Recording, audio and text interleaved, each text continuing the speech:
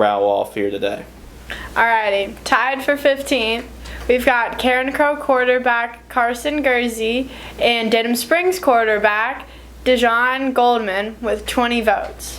Yeah, we're going to start off with Carson first, and Carson is a familiar name for us because he's a gridiron football junior high All-American, so you saw him play in their junior high bowl game, and now he's actually, fast forward, he's actually a sophomore now, and he's starting for Karen Crow, and he's a really good football player, a really good quarterback, one of the top quarterbacks in the 2028 class. Carson completed 16 of 21 passes for 320 yards and 6 touchdowns. So he actually had more touchdowns than incompletions while getting a 56-7 win to boot as well. If you think about Karen Crow, you think about them running the football, being a hard-nosed running football team, but hey, they can throw the football too with Carson Gursey. And that Carson Gursey, Chance Babineau connection, he's a commit to Nicholls State at wide receiver. That has been fun to watch throughout the course of the year. That's going to make Karen Crow really dangerous, and Carson Gursey, watch out for that name the next couple of years because he's only a sophomore, only underclassman. Now the other quarterback he talked about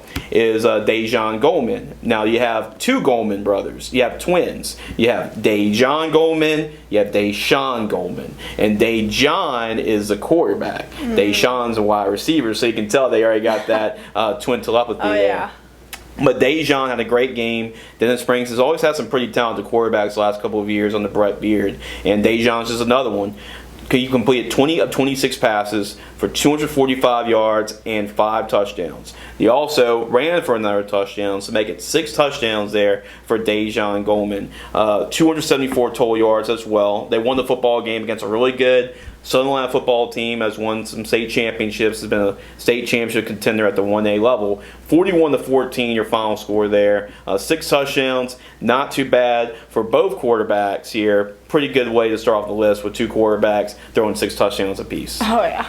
Alrighty, number 14. We've got South Lafourche wide receiver Terrence Petrie with 28 votes. Terrence Petrie has been a name we've been talking about a lot already. Has made a list a couple of times this year, and he's just a really dynamic wide receiver.